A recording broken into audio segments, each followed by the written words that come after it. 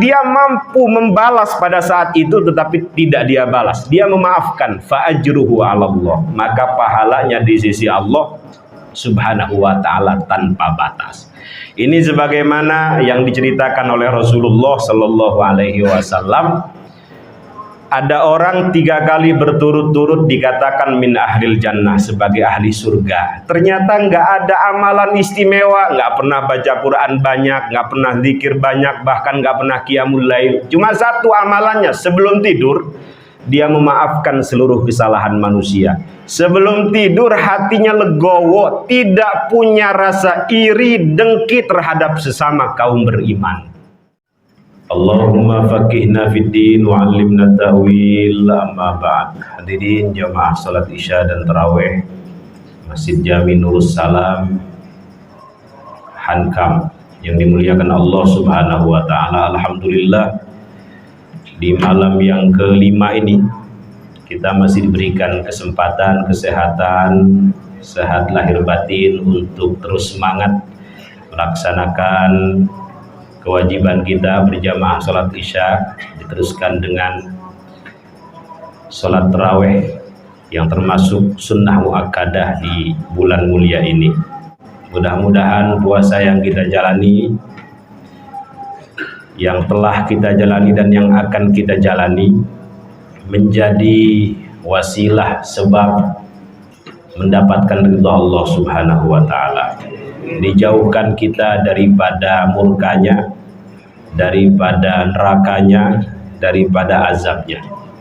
Sebagaimana sabda baginda Nabi besar Muhammad sallallahu alaihi wasallam, man shama yauman fi sabilillah ba'adallahu wajhahu 'anil nari sab'ina kharifan. Siapa yang berpuasa di jalan Allah 1 hari saja, di jalan Allah 1 hari saja, bukan di jalan setan, di jalan Allah Subhanahu wa ta'ala, 1 hari saja, dengan penuh keikhlasan, dengan penuh keimanan, mengharap ridha Allah, mengharap ampunan Allah Subhanahu wa ta'ala, ba'adallahu wajhahu 'anil nari sab'ina kharifan, maka Allah akan menjauhkan wajahnya dari neraka sejauh 70 tahun perjalanan. Amin amin ya rabbal alamin. Ada 3 amalan yang pahalanya tidak terbatas. Pertama, sabar, mudah diucapkan tetapi sulit dilakukan. Dalam Al-Quran Allah Subhanahu wa ta'ala berfirman, innama yuwaffas sabiruna ajrahum bighairi hisab. Sesungguhnya hanya orang-orang yang bersabar yang pahalanya disempurnakan di sisi Allah Subhanahu wa ta'ala tanpa batas. Setidaknya ada 4 kategori sabar yang dijelaskan dalam Al-Quran. Pertama, kita diperintahkan untuk sabar dalam melakukan ketaatan. Sabar sholat, sabar zakat, sabar melakukan sholat maktubah berjamaah, sabar qiyamul lail, sabar melakukan beragam ketaatan. Yang pertama. Yang kedua, sabar dalam menjauhi kemaksiatan, baik maksiat lahir maupun maksiat batin. Maksiat lahir, zina, judi, mabok, dan lain sebagainya. Maksiat batin, takabur, hubud dunia, ria, ujub, hasud, iri dengki, dan lain sebagainya. Jadi sabar menjauhi kemaksiatan. Dalam Al-Quran, in tajtanibu kaba'ira ma tunhauna anhu nukaffir ankum sayyi'atikum wa nudkhilkum mudkhalan karimah. Orang yang bisa atau mampu menjauhi kemaksiatan, tempatnya di surga. Yang ketiga, sabar ketika mendapatkan musibah. Diajarkan oleh baginda Nabi besar Muhammad sallallahu alaihi wasallam agar kita berdoa, Allahumma ajirni fi musibati wa akhlif li khairan minha. Dulu sebelum Sayyidah Ummu Salamah, istri baginda Nabi besar Muhammad sallallahu alaihi wasallam, ditinggal oleh suami pertamanya, beliau begitu sedih, begitu kehilangan, kemudian Nabi datang memberikan doa yang tadi. Jangan sedih, jangan putus asa, sabar, baca doa ini. Kemudian beliau baca, Allahumma ajirni fi musibati, ya Allah, berikan pahala dalam musibahku ini, wa akhlif li khairam minha, dan berilah ganti yang lebih baik. Doa beliau dikabulkan, bahkan dikabulkan melebihi harapan beliau. Diganti suami yang lebih baik dari sebelumnya, yaitu baginda Nabi besar Muhammad sallallahu alaihi wasallam. Itu Sayyidah Ummu Salamah Ummul Mukminin radhiyallahu anha. Jadi sabar ketika mendapatkan musibah. Yang mengerikan adalah ketika kita mendapatkan musibah, kita masih saja melakukan keburukan, masih saja melakukan maksiat. Ini yang dikatakan oleh Sayyiduna An-Nu'man ibnu Bashir radhiyallahu an, innal halakah kullal halakah an ta'amala sayyiat fi zamanil bala.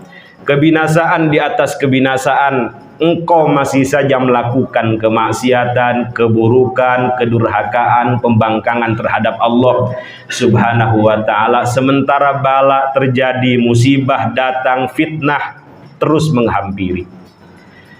Karena itu tidak ada pilihan lain ketika musibah datang selain daripada sabar. Kalau tidak sabar, musibah tetap terjadi, pahala tidak kita dapat.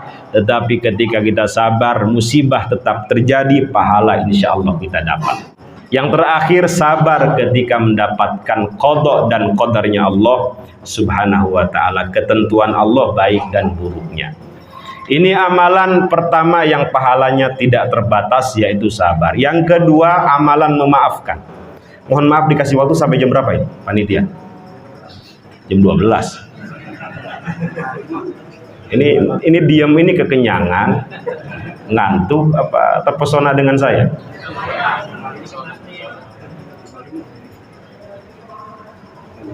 Tiga menit lagi. Kenapa Pak Haji? Kultum, kuliah 7 menit deh. Pokoknya kalau udah oho-oho selesai gitu. Kalau udah ada yang pura-pura batuk di belakang selesai gitu. Kadang resiko jadi ustadz, kiai itu nanti masuk surganya belakangan. Duluan supir Kopaja sama supir Metro Mini. Kenapa supir Kopaja, supir Metro Mini ini pintar membuat penumpang ingat Gusti Allah semua itu. Serempet ke sana, innalillahi wa inna ilaihi rajiun. Penumpang itu ingat Gusti Allah. Hajar ke sana, astagfirullahaladzim. Hajar ke sana, la haula wala quwata illa billahil aliyil azim. Ingat Gusti Allah semua. Sementara ustadz, kiai, habib kalau khutbah Jumat bukan ingat Gusti Allah jamaah, tetapi bismika Allahumma ahya wa bismika amut semua. Ya Allah, kasihan bener. Singkat aja Pak, yang kedua, amalan yang pahalanya tanpa batas adalah memaafkan. Sebenarnya mohon maaf, kita boleh membalas keburukan orang dengan keburukan yang sama. Islam membolehkan. Itu dalam ayat wa jazaa'u sayyi'atin sayyi'atum mithluha. Pak Haji misalnya, Pak Haji Daud dipukul mukanya 1 kali, Pak Haji boleh mukul saya 1 kali. Cuma kebanyakan dari kita dipukul 1 kali, balasnya 2 kali. Nah yang kedua kali ini yang nggak boleh. Itu yang disebut dengan kisos. Serempet mobil, ya udah serempet lagi. Yang dosa itu kan serempet mobil, setelah itu ngomongnya 2 jam itu.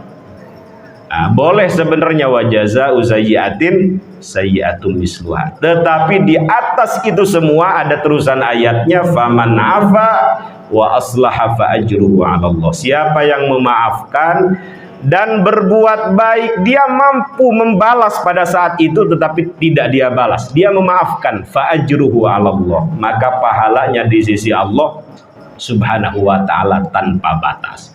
Ini sebagaimana yang diceritakan oleh Rasulullah sallallahu alaihi wasallam. Ada orang 3 kali berturut-turut dikatakan min ahlil jannah, sebagai ahli surga. Ternyata nggak ada amalan istimewa, nggak pernah baca Quran banyak, nggak pernah zikir banyak, bahkan nggak pernah qiyamul lail. Cuma 1 amalannya, sebelum tidur dia memaafkan seluruh kesalahan manusia. Sebelum tidur hatinya legowo, tidak punya rasa iri dengki terhadap sesama kaum beriman. Oh, ini kata Abdullah bin Amr bin Al-As, ini yang menyebabkan dia dikatakan oleh Rasulullah Sallallahu Alaihi Wasallam bin ahlil jannah. Hatinya nggak pernah punya iri dengki terhadap sesama. Dianjurkan kita membaca satu doa agar terhindar dari sifat iri ini dalam Al-Quran. Rabbana gfir lana, gimana Pak?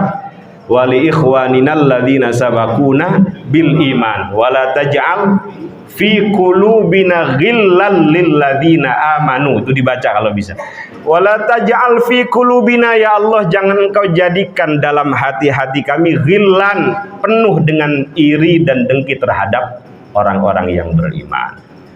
Yang terakhir yaitu amalan puasa.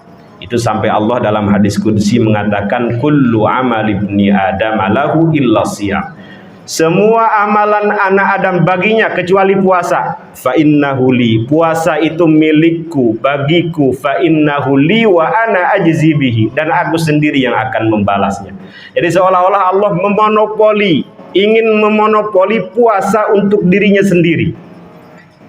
Mudah-mudahan Ramadan ke depan kita bisa menjalankannya dengan semaksimal mungkin, dengan seoptimal mungkin, dan kita mendapatkan mega bonus Ramadan yang disebut dengan Lailatul Qadar khairun min alfi syahrin. Siapapun yang beramal dan amalnya bertepatan dengan malam Qadar, apapun itu dilipat gandakan pahalanya khairun min alfi syahrin. Baca Quran normatifnya berapa Pak? 1 huruf 10 kebaikan, diampuni daripadanya 10 kesalahan.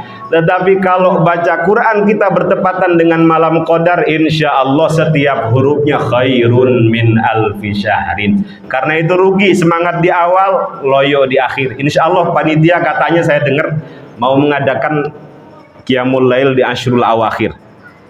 Nggak tahu ini udah dirapatkan apa belum Pak Haji Haryawan.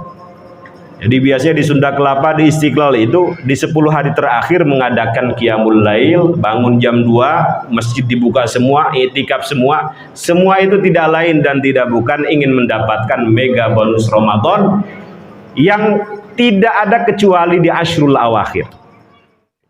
Mudah-mudahan Allah Subhanahu wa taala membimbing kita, memberikan kekuatan kepada kita untuk selalu berada dalam ketaatan sampai akhir hayat kita. Assalamualaikum warahmatullahi wabarakatuh.